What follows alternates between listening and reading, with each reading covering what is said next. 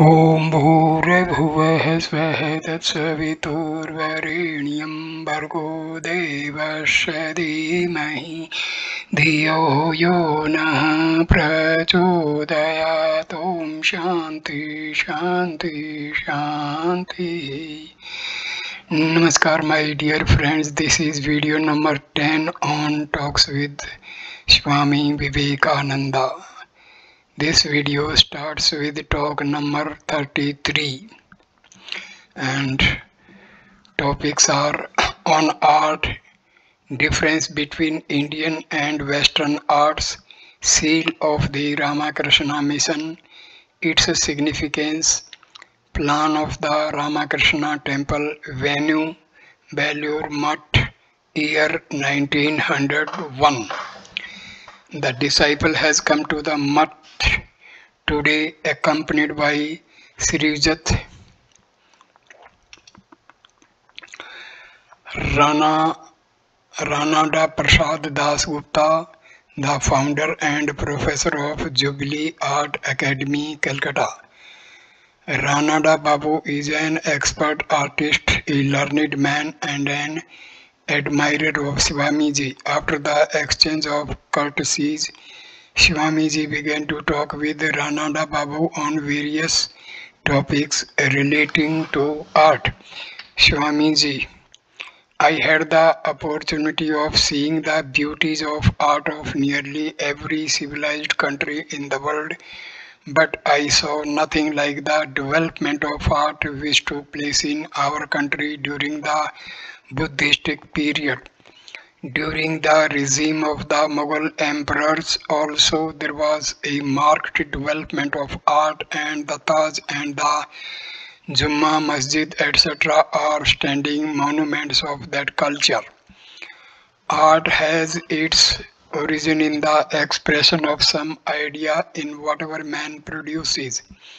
Where there is no expression of idea, however much there may be a display of colors and so on, it cannot be styled as true art. Even the articles of everyday use such as water vessels or cups and saucers should be fashioned so as to express an idea. In the Paris exhibition I saw a wonderful figure carved in marble. In explanation of the figure, the following words were inscribed underneath: art unveiling nature. That is how art sees the inner beauty of nature by drawing away with its own hands the covering veils. The work has been so designed as to indicate that the beauty of nature has not yet become fully unveiled, but the artist is fascinated, as it were, with the beauty of little that has become manifest. One cannot refrain from praising the sculptor who has tried to express this exquisite idea. You should also try to produce something original like this. Ranada Babu. Yes, I also have the desire to do some original modeling at leisure, but I meet with no encouragement in this country. It is a poor country and there is want of appreciation. Swamiji, if you can with your whole heart produce one real thing, if you can rightly express a single idea in art, it must win appreciation in course of time. A real thing never suffers from want of appreciation in this world. It is also heard that some artists have gained appreciation for their works 1,000 years after their death. Ranada Babu, that is true, but we have become so worthless that we have not got the courage to spend a lot of energy to no purpose. Through these 5 years struggle I have succeeded to some extent. Bless me that my efforts be not in vain. Swamiji, if you set to work in right earnest, then you are sure to be successful. Whoever works at a thing heart and soul not only achieves success in it, but through his absorption in that he also realizes the supreme truth Brahma. Whoever works at a thing with his whole heart receives help from God. Ranada Babu, what difference did you find between the art of the West and that of India, Swamiji? It is nearly the same everywhere. Originality is rarely found. In those countries, pictures are painted with the help of models obtained by photographing various objects. But no sooner does one take the help of machinery than all originality vanishes. One cannot give expression to one's ideas. The ancient artists used to evolve original ideas from their brains and try to express them in their paintings. Now the picture being a likeness of photographs, the power of originality and the attempt to develop are getting scarce. But each nation has a characteristics of its own in its manners and customs, in its mode of living. In painting and sculpture is found the expression of that characteristic idea. For instance, music and dancing in the West are all pointed in their expression. In dance, they look as if jerking the limbs. In instrumental music, the sounds prick the ear like a sword thrust, as it were. So also in vocal music. In this country, on the other hand, the dance has a rolling wave-like movement, and there is the same rounded movement in the varieties of pitch in vocal song.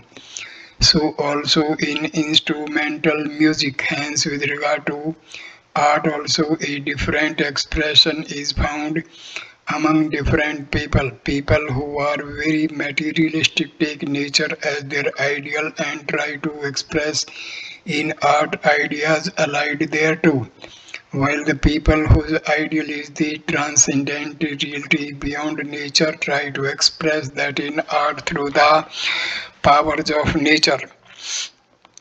With regard to the former class of people, nature is the primary basis of art, while with the second class, ideality is the principal motive of artistic development. Thus, though starting with two different ideals in art, they have advanced in it each in its own way. Seeing some paintings in the West, you will mistake them for real natural objects. With respect to this country also, when in ancient times sculpture attained a high degree of perfection, if you look at a statue of the period, it will make you forget the material world and transport you to a new ideal world. As in Western countries, paintings like those of the ancient are not produced now. So in our country also, attempts to give expression to original ideas in art are no longer seen. For example, the paintings from your art school haven't got no expression, as it were. It would be well if you try to paint the objects of everyday meditation of the Hindus by giving in them the expression of ancient ideals. Ranada Babu, I feel much encouraged by your words. I shall try to act up to your suggestions. Swami ji, take for instance the figure of Mother Kali. In it there is the union of the blissful and terrible aspects. But in none of the pictures can be seen the true expression of these two aspects. Far from this, there is no attempt to express adequately even one of these two aspects. I have tried to put down some ideas of the terrible aspect of Mother Kali in my English poem Kali the Mother. Can you express those ideas in a picture? Rananda Babu, please let me know them. Swamiji had the poem brought from the library and began to read it out most impressively to Ranada Babu. Ranada Babu silently listened to the poems and after a while, as if visualizing the figure with his mind's eye, he turned to Swamiji with frightened looks. Swamiji, well, will you be able to express this idea in the picture, Ranada Babu? Yes, I shall try, but it turns one's head even to imagine the idea. Swamiji, after drawing the picture, please show it to me. Then I will tell you about the points necessary to perfect it. Then Swamiji had the design which he had stressed for the seal of Ramakrishna mission brought, showed it to Ranada Babu and asked his opinion on it.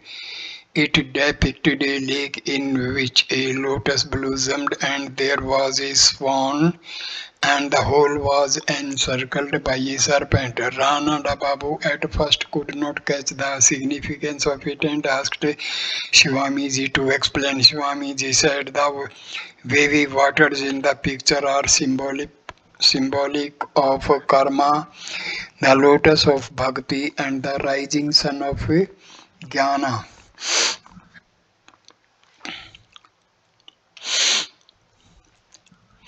The encircling serpent is indication of yoga and the awakened Kundalini Shakti, while the swan in the picture stands for the Paramatma. Therefore, the idea of the picture is that by the union of karma, jnana, bhakti and yoga, the vision of the Paramatman is obtained. Ranada Babu began to paint this picture the very next day, but it was never finished nor shown to Swamiji. Ranada Babu kept silent, gratified to hear the motive of the picture. After a while, he said, I wish I could learn about art from you. Then Swamiji showed to Ranada Babu a drawing depicting his plan of the future Ramakrishna temple and Math. Then he began to say, in the building of this prospective temple and Math, I have the desire to bring together all that is best in Eastern and Western art. I shall try to apply in its construction all the ideas about architecture which I have gathered in my travels all over the world. A big prayer hall will be built supported on numerous clustered pillars. In its walls, hundreds of lotuses will be in full bloom. It must be big enough to accommodate 1,000 persons sitting in meditation. The Ramakrishna temple and prayer hall should be built together in such a way that from a distance it would be taken for a representation of the symbol Om. Within the temple there would be a figure of Sri Ramakrishna seated on a swan. On the two sides of the door will be represented the figure of a lion and a lamb licking each other's body in love, expressing the idea that great power and gentleness have become united in love. I have these ideas in my mind, and if I live long enough I shall carry them out. Otherwise, future generations will try if they can do it by degrees. It is my opinion that Sri Ramakrishna was born to vivify all branches of art and culture in this country. Therefore, this math has to be built upon in such a way that religion, work, learning, jnana and bhakti may spread over the world from this center. Be you my helpers in this work. Ranada Babu and the assembled sannyasis and brahmacharis listened to Swamiji in mute wonder.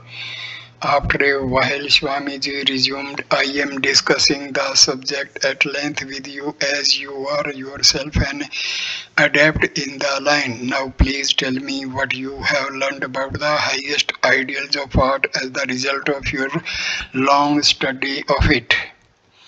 Ranada Babu, what new thing can I tell you? On the contrary, it is you who have opened my eyes on this subject. I have never heard such instructive words on the subject of art in my life. Bless me, sir, that I can work out the ideas I have got from you. Then Swamiji got up from his seat and paced the lawn, remarking to the disciple, he is a very spirited young man. Disciple, sir, he is astonished to hear your words. Swamiji, without answering, the disciple began to hum the lines of a song which Sri Ramakrishna used to sing. The controlled mind is a great treasure, the philosopher's stone which can yield you whatever you want. After walking a while, Swamiji, washing his face, entered his room with the disciple in company and read the article on heart in the Encyclopedia Britannica for some time. After finishing it, he began to make fun with the disciple, caricaturing the words and accents of East Bengal.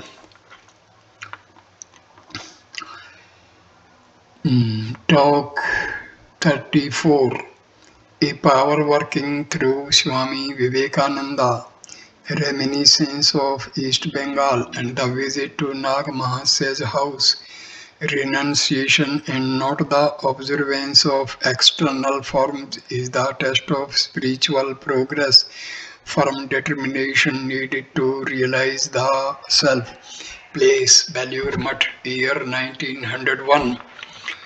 Swamiji has returned from eastern Bengal and Assam a few days back. He is ill and his feet have swollen. Coming to the mutt, the disciple went upstairs and prostrated himself at Swamiji's feet. In spite of his ill health, Swamiji wore his usual smiling face and affectionate look. Disciple, how are you, Swamiji? Swami Vivekananda replies, what shall I speak of my health, my son? The body is getting unfit for work day by day. It has been born on the soil of Bengal and some disease or other is always overtaking it. The physique of this country is not at all good. If you want to do some strenuous work, it cannot bear the strain. But the few days that the body lasts, I will work for you. I shall die in harness.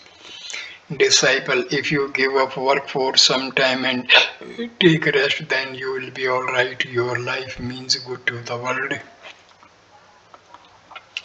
Swamiji, am I able to sit quiet, my son? 2 or 3 days before Sri Ramakrishna's passing away, she whom he used to call Kali has entered this body. It is she who takes me here and there and makes me work without letting me remain quiet or allowing me to look to my personal comforts. Disciple, are you speaking it metamorphically? Swamiji, oh no, 2 or 3 days before his leaving the body, he called me to his side one day and asking me to sit before him, looked steadfastly at me and fell into samadhi. Then I really felt that a subtle force like an electric shock was entering my body. In a little while I also lost outward consciousness and sat motionless. How long I stayed in that condition I do not remember. When consciousness returned, I found Sri Ramakrishna shedding tears. On questioning him, he answered me affectionately, today, giving you my all, I have become a beggar. With this power, you are to do many works for the world's good before you will return. I feel that power is constantly directing me to this or that work. This body has not been made for remaining idle. Hearing these words with speechless wonder, the disciple thought, who knows how common people will take these words. Thereupon he changed the topic and said, sir, how did you like our East Bengal, Swamiji? I liked it on the whole. The fields I saw were rich in crops, the climate also is good, and the scenery on the hillside is charming. The Brahmaputra valley is incomparable in its beauty. The people of East Bengal are a little stronger and more active than those of this part. It may be due to their taking plenty of fish and meat. Whatever they do with great persistence. Whatever they do with great persistence. They use a good deal of oil and fat in their food, which is not good because taking too much of oily and fatty food produces fat in the body. Disciple, how did you find their religious consciousness, Swamiji? About religious ideas, I noticed the people are very conservative and many have turned into fanatics in trying to be liberal in religion. One day a young man brought to me in the house of Mohini Babu at Dhaka a photograph and said, "Sir, please tell me who he is. Is he an avatara?" I told him gently many times that I know nothing of it. When even on my telling him 3 or 4 times, the boy did not cease from his persistent questioning, I was constrained to say at last, "My boy, henceforth take a little nutritious food and then your brain will develop. Without nourishing food, I see your brain has become dried up." At these words, the young man may have been much displeased, but what could I do? Unless I spoke like this to the boys, they would turn into madcapes by degrees.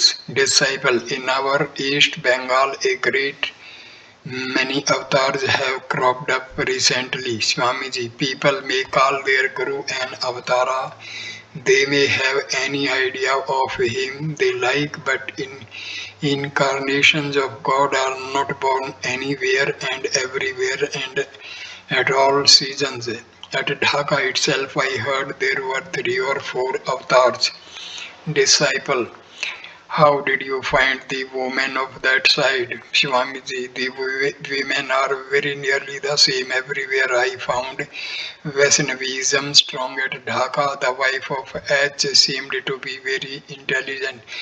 With great care, she used to prepare food and send it to me.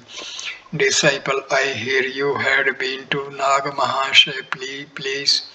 Swamiji, yes, going so far, should I not visit the birthplace of such a great soul? His wife fed me with many delicacies prepared by her own hand. The house is charming like a peace retreat. There I took a swimming bath in a village pond. After that I had such a sound sleep that I woke up at 2:30 in the afternoon. Of the few days I had sound sleep in my life, that in Nag Mahasaya's house was one. Rising from sleep, I had a plentiful repast. Nag Mahasaya's wife presented me a cloth which I tied round my head as a turban and started for Dhaka. I found that the photograph of Nag Mahasaya was being worshipped there. The place where his remains lie interred ought to be well kept. Even now it is not as it should be. Disciple, the people of that part have not been able to appreciate Nag Mahasaya. Swamiji, how can ordinary people appreciate a great man like him? Those who had his company are blessed indeed. Disciple, what did you see at Kamakhya? Swamiji, the Shillong hills are very beautiful.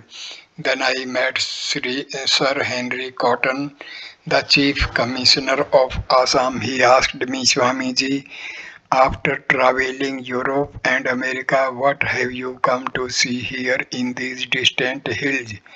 Such a good and kind-hearted man as Sir Henry Cotton is rarely found." Hearing of my illness, he sent the civil surgeon and inquired after my health mornings and evenings. I could not do much lecturing there because my health was very bad. On the way, Nitai served and looked after me nicely. Disciple, what did you find the religious ideas of that part to be? Swamiji, it is the land of the Tantras. I heard of one Hankar, Deva who is worshipped there as an avatara. I heard his sect is very widespread. I could not ascertain if a Hankar Deva was but another form of the name of Shankaracharya. There are monks, perhaps Tantrika sannyasis, or perhaps one of the Shankara sect's disciple. The people of East Bengal have not been able to appreciate you, as is the case with Nagamahasaya. Swamiji, whether they appreciate me or not, the people there are more active and energetic than those of these parts. In time it will develop more. What are nowadays known as refined or civilized ways have not yet thoroughly entered those parts. Gradually they will. In all times etiquette and fashion spread to the countryside from the capital, and this is happening in East Bengal also. The land that has produced a great soul like Nag Mahasaya is blessed and has a hopeful future. By the light of his personality, Eastern Bengal is radiant. Disciple, but sir, ordinary people did not know him as a great soul. He hid himself in great obscurity. Swamiji, there they used to make much fuss about my food and say, why should you eat that food or eat from the hands of such and so on? To which I had to reply, I am a sannyasi and a mendicant friar, and what need have I to observe so much outward formality with regard to food, etc.? Do not your scriptures say, Charitra dhukro hartimapi srikuladapi? One should beg his food from door to door, and even from the house of an outcast, but of course external forms are necessary in the beginning for the inner realization of religion in order to make the truth of the scriptures practical in one's life. Have not you heard of Sri Ramakrishna's story of wringing out the almanac for water? Outward forms and observances are only for the manifestation of the great inner powers of man. The object of all scriptures is to awaken those inner powers and make him understand and realize his real nature. The means are of the nature of ordinances and prohibitions. If you lose sight of the ideal and fight over the means only, what will it avail? In every country I have visited, I find this fighting over the means going on, and people have no eye on the ideal. Sri Ramakrishna came to show the truth of this. Realization of the truth is the essential thing.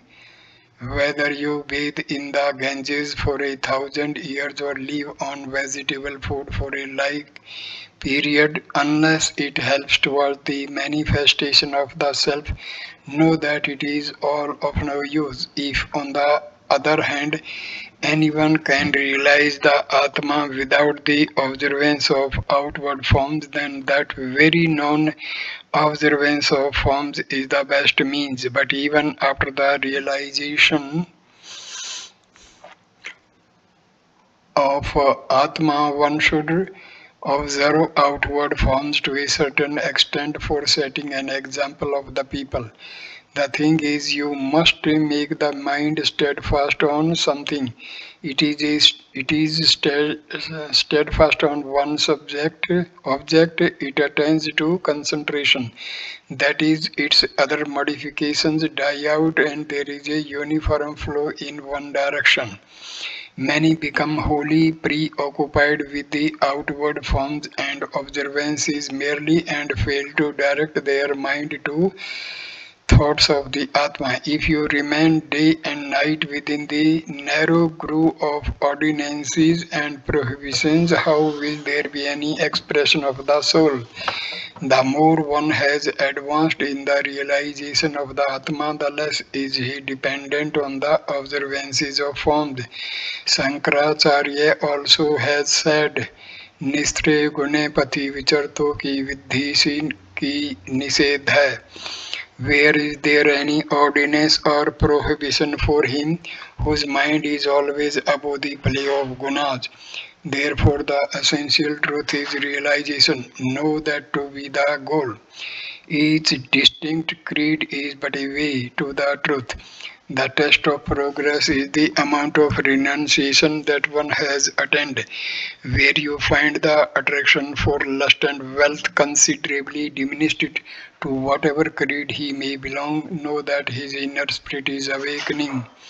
The door of self-realization has surely opened for him. On the contrary, if you observe 1,000 outward rules and quote 1,000 scriptural texts, still, if it has not brought the spirit of renunciation in you, know that your life is in vain.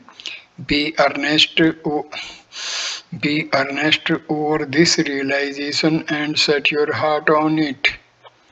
Well, you have read enough of scriptures, but tell me, of what avail has it been? Some, perhaps thinking of money, have become millionaires, whereas you have become a pandit by thinking of scriptures, but both are bondages.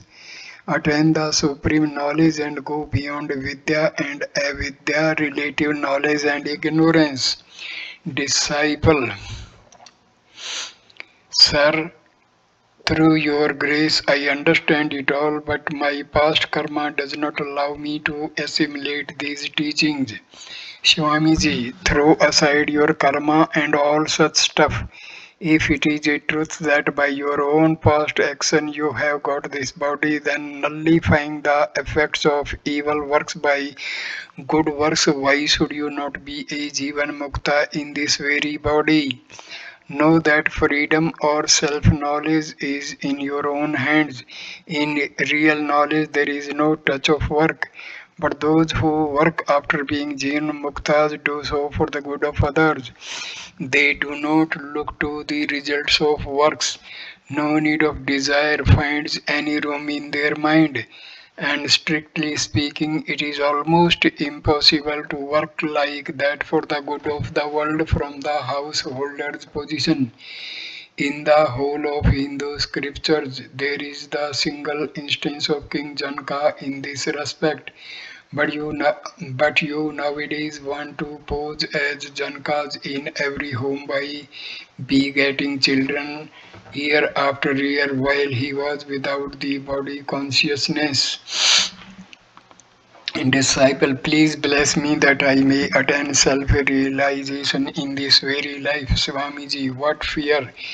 If there is sincerity of spirit, I tell you for a certainty you will attain it in this very life. But manly endeavor is wanted. Do you know what it is? I shall certainly attain self-knowledge. Whatever obstacles may come, I shall certainly overcome them. A firm determination like this is Purushakara.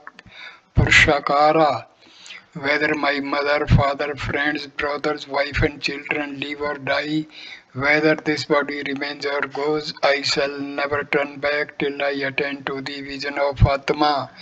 This resolute endeavor to advance towards one's goal, setting at naught all other considerations, is termed manly endeavor. Otherwise, endeavor for creature comforts even beasts and birds possess. Man has got this body simply to realize self-knowledge. If you follow the common run of people in the world and float with the general current, where then is your manliness? Well, the common people are going to the jaws of death, but you have come to conquer it. Advance like a hero. Don't be thwarted by anything. How many days will this body last with its happiness and misery? When you have got the human body, then rouse the Atma within and say, I have reached the state of fearlessness. Say, I am that Atma in which my power ego has become merged forever. Be perfect in this idea, and then, as long as the body endures, speak unto others this message of fearlessness. Thou art that. Arise, awake, and stop not till the goal is reached. If you can achieve this, then shall I know that you are really a tenacious East Bengal man. Chapter number 35. Plan of the future mutt for women. Soul has no sex. Women have equal opportunity for realizing the Brahma religion to be the center of female education. Definition of good works and knowledge. Place Belur Mutt, year 1901. Swamiji is in indifferent health since his return to the mutt from Shillong Hills. His feet have swollen. All this has made his brother disciples very anxious. At the request of Swami Niranjanananda, Swamiji has agreed to take Kaviraj Ji medicine. He is to begin this treatment from next Tuesday and entirely give up taking water and salt. Today is Sunday. The disciple asked him, Sir, it is terribly hot now and you drink water very frequently. It will be unbearable for you now to stop taking water altogether for this treatment. Swamiji, what do you say? I shall make a firm resolve on the morning of the day I shall begin this treatment not to take any water. After that, no water shall pass down the throat any more. For 3 weeks, not a drop of water shall be able to go down the throat. The body is but an outer covering of the mind, and whatever the mind will dictate to it, it will have to carry out. So there is nothing to be afraid of. At the request of Niranjan, I have to undergo this treatment. Well, I cannot be indifferent to the request of my brother disciples. It is now about 10 o'clock. Swamiji cheerfully raised the topic of his future mutt for women, saying, with the Holy Mother as the center of inspiration, a mutt is to be established on the eastern bank of the Ganges, as brahmacharis and sadhus will be trained in this mutt, so in the other mutt also brahmacharis and sadhvis will be trained. Disciple, sir, history does not tell us of any mutt for women in India in ancient times. Only during the Buddhistic period one hears of mutts for women, but from it in course of time many corruptions arose. The whole country was overrun by great evil practices. Swamiji, it is very difficult to understand why in this country so much difference is made between men and women, whereas the Vedanta declares that one and the same conscious self is present in all beings. You always criticize the women but say, what have you done for their uplift? Writing down smritis, etc., and binding them by hard rules, the men have turned the women into mere manufacturing machines. If you do not raise the women who are the living embodiment of the Divine Mother, don't think that you have any other way to rise. Disciple, women are a bondage and a snare to man. By their maya they cover the knowledge and dispassion of man. It is for this, I suppose, that scriptural writers hint that knowledge and devotion are difficult of attainment to them. Swamiji, in what scriptures do you find statements that women are not competent for knowledge and devotion? In the period of degradation, when the priest made the other caste incompetent to the study of the Vedas, they deprived the women also of their rights. Otherwise, you will find that in the Vedic or Upanishadic age, Maitreyi, Gargi, and other ladies of revered memory have taken the places of rishis through their skill in discussing about Brahma. In an assembly of 1,000 Brahmanas who were all erudite in the Vedas, Gargi boldly challenged Yajnavalkya in a discussion about Brahma. When such ideal women were entitled to spiritual knowledge, then why shall not the women have the same privilege now? What has happened once can certainly happen again. History repeats itself. All nations have attained greatness by paying proper respect to the women. That country and that nation which do not respect the women have never become great nor will ever be in future. The principal reason why your race has so much degenerated is that you had no respect for these living images of Shakti. Manu says, where women are respected, there the gods delight, and where they are not, there all works and efforts come to naught. There is no hope of rise for that family or country where there is no estimation of women, where lives where they live in sadness. For this reason, they have to be raised first, and an ideal must has to be started for them. Disciple. Sir, when you first returned from the West in your lecture at the Star Theatre, you sharply criticized the tantras. Now by your sporting the worship of women as taught in the tantras, you are contradicting yourself, Swamiji. I denounced only the present corrupted form of Vamachara of the Tantras. I did not denounce the mother worship of the Tantras or even the real Vamachara. The purport the purport of the Tantras is to worship women in a spirit of divinity. During the downfall of Buddhism, the Vamachara became very much corrupted, and that corrupted form obtains to the present day. Even now, the Tantra literature of India is influenced by those ideas. I denounced only these corrupt and horrible practices which I do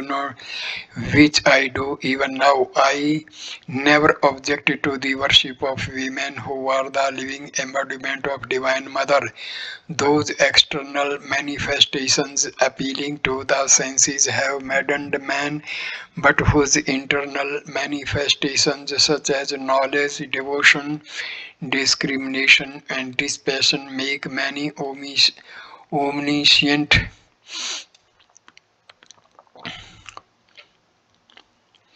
of unfailing purpose and a knower of Brahma, without propitiating the mother by worship and obeisance. Not even Brahma and Vishnu have the power to elude her grasp and attain to freedom.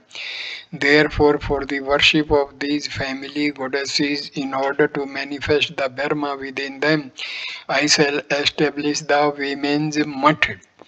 Disciple, it may be a good idea, but where will you get the women inmates? With the present hard restrictions of society, who will permit the ladies of their household to join your mutt? Swamiji, why so? Even now there are lady disciples of Sri Ramakrishna.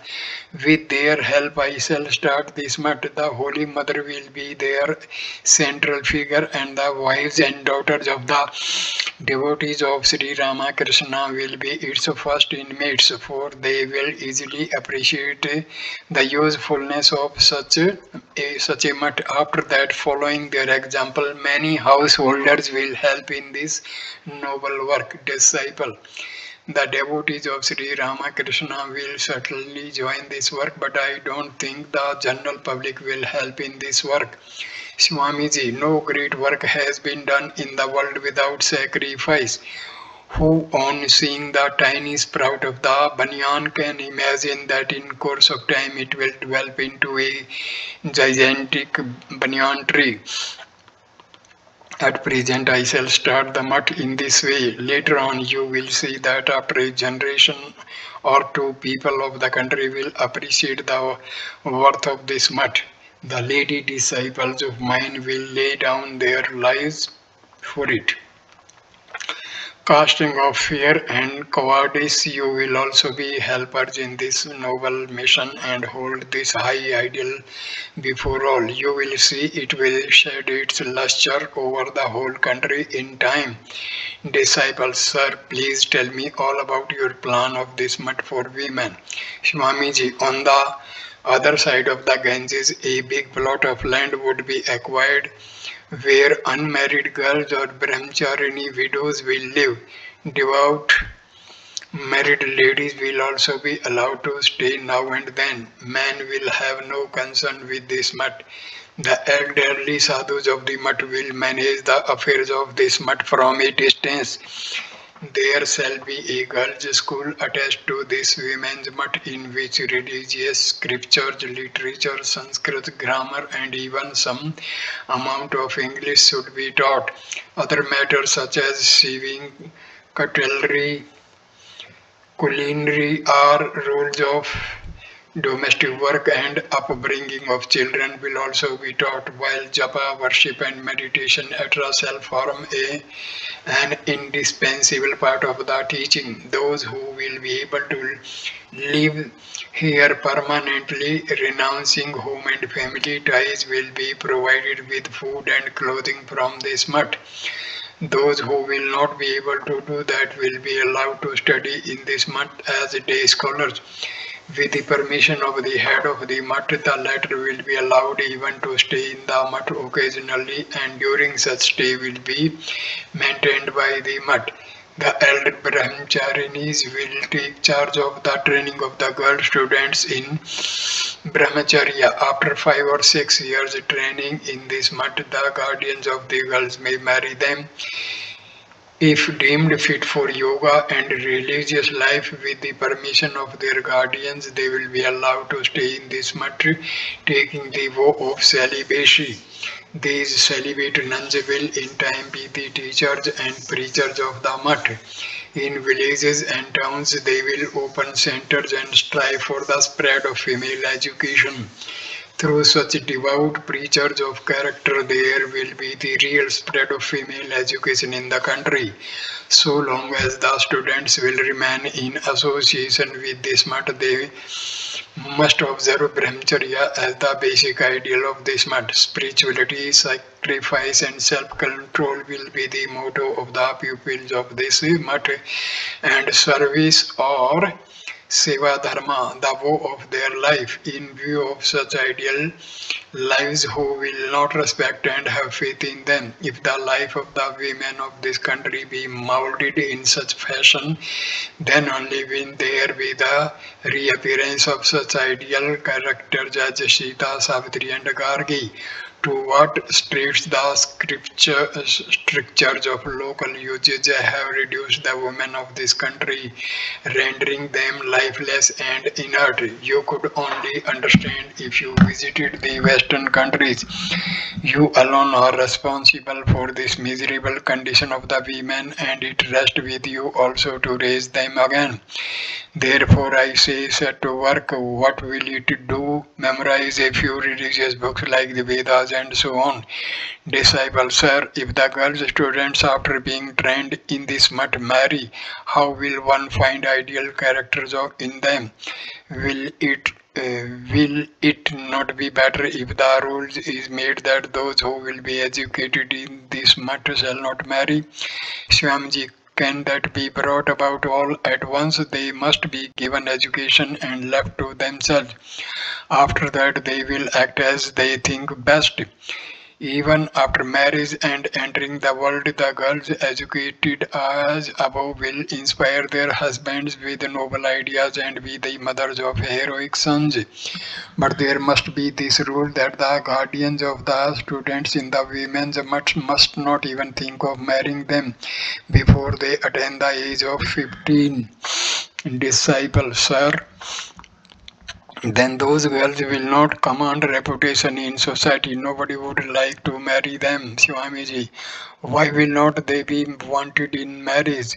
You have not yet understood the trend of society. These learned and accomplished girls will never be in want of bridegrooms. Society nowadays does not follow the text recommending child marriage, nor will it do in future.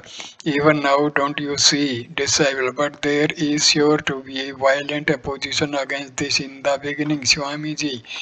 Let it be. What is there to be afraid of in that? Opposition to a righteous work initiated with moral courage will only awaken the moral power of the initiators the more. That which meets with no obstruction, no opposition, only takes man to the path of moral death. Struggle is the sign of life. Disciple, yes, sir. Swamiji, in the highest truth of the Brahma, there is no distinction of sex. We only notice this in the relative plane. And the more the mind becomes introspective, the more that idea of difference vanishes. Ultimately, when the mind is wholly merged in the homogeneous and undifferentiated Brahma, then such ideas as this is a man or that a woman do not remain at all. We have actually seen this in the life of Sri Ramakrishna. Therefore do I say that though outwardly there may be differences between men and women, in their real nature there is none. Therefore, if a man can be a knower of Brahma, why can't a woman attain to the same knowledge? Therefore, I was saying that if even one among us, the women, become a knower of Brahma, then by the radiance of her personality, thousands of women would be inspired and awakened to the truth, and great well-being of the country and society would ensure. Do you understand, disciple, sir? Your teachings have opened my eyes today. Swamiji, not fully yet. When you will realize that all illumining truth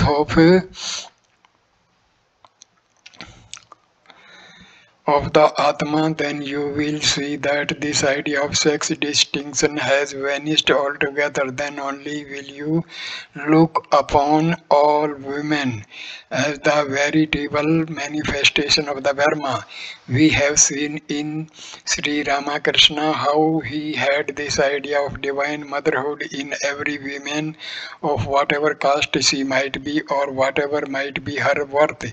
It is because I have seen that I ask you all to earnestly to do likewise and open girls' school in every village and try to uplift them. If the women are raised, their children will, by their noble actions, glorify the name of the country. Then then will culture, knowledge, power and devotion awaken in the country. Decile, but sir, contrary results appear to have come out of the present female education. With a smattering of education, they take merely to the Western modes of living, but it is not clear how far they are advancing in the spirit of renunciation, self-control, austerity, brahmacharya, and other qualities conductive to Brahmagyana. Swamiji, in the beginning, a few mistakes like that are unavoidable. When a new idea is preached in the country, some failing to grasp it properly go wrong in their way. But what matters is to the well-being of society at large.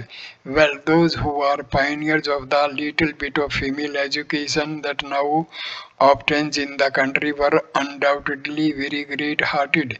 But the truth is that some defect or other must creep into that learning or culture which is not founded on a religious basis. But now female education is to be spread with religion as its center. All other training should be secondary to religion. Religious training, the formation of character and observance of the vow of celibacy, these should be attended to in the female education which has obtained up till in Up till now in India, it is religion that has been made a secondary concern. Hence, these defects you were speaking of have crept in, but no blame attaches therefore to the women. Reformers, having proceeded to start female education without being brahmacharis themselves, have stumbled like that. Founders of all good undertakings, before they launch on their desired work, must attend to the knowledge of the Atma through rigorous self-discipline, otherwise defects are bound to occur in their work. Disciple: yes, sir. It is observed that many educated women spend their time in reading novels and so on, but in East Bengal, even with education, women have not given up their religious observances. Is it so here in this part? Swamiji, in every country, nations have their good and bad sides. Ours is to do good works in our lives and hold an example before others. No work succeeds by condemnation. It only repels people. Let anybody say what he likes. Don't contradict him. In this world of Maya, whatever work you will take up will be attended with some defect. All works are covered with defects, as fire in this is with smoke. Every fire has a chance of being attended with smoke. But will you on that account sit inactive? As far as you can, you must go on doing good work. Disciple: what is this good work? Swamiji: whatever helps the manifestation of Brahma is good work. Any work can be done so as to help, if not directly, at least indirectly, the manifestation of the Atma. But following the path laid down by the rishis, that knowledge of the Atma manifests quickly. On the contrary, the doing of works which have been indicated by the scriptural writers as wrong, bringing only bondage of the soul, and sometimes this bondage of delusion does not vanish even in many lives, but in all ages and climes.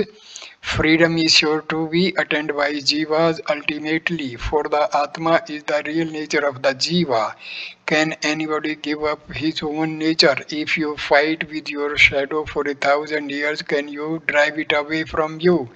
It will always remain with you. Disciple: but sir, according to Sankara, karma is antagonistic to jnana. He has variously refuted the intermingling of jnana and karma. So how can karma be helpful to the manifestation of jnana? Swamiji, Sankara, after saying so, has again described karma as indirect help to manifestation of jnana and the means for the purification of the mind. But I do not contradict his conclusion that in transcendent knowledge there is no touch of any work whatsoever. So long as man is within the realm of consciousness of action, agent, and the result of nation, he is powerless to sit idle without doing some work. So as work is thus ingrained in the very nature of man, then why don't you go on doing such works as are helpful to the manifestation of the knowledge of the Atma? That all work is the effect of ignorance may be true from the absolute standpoint, but within the sphere of relative consciousness it has a great utility. When you will realize the Atma, the doing or non-doing of work will be within your control, and whatever you will do in that state will be good work, conducive to the well-being of jivas and the world. With the manifestation of Brahma, even the breath you draw will be to the good of jivas. Then you will no longer have to work for means of conscious planning. Do you understand? Disciple: yes, it is a beautiful conclusion, reconciling karma and jnana from the Vedantic standpoint. At this time the bell for supper rang, and the disciple, before going to partake of it, prayed with folded hands. Bless me, sir, that I may attain to the knowledge of Brahma in this very life. Swamiji, placing his hand on the disciple's head, said, have no fear, my son. You are not like ordinary worldly men, neither householders nor exactly sannyasis, but quite a new type. So this video is completed here. Please like, comment and share this video and subscribe the channel. Next video number 12 will start with chapter number 36. Okay, thank you for watching this video. Please, namaskar.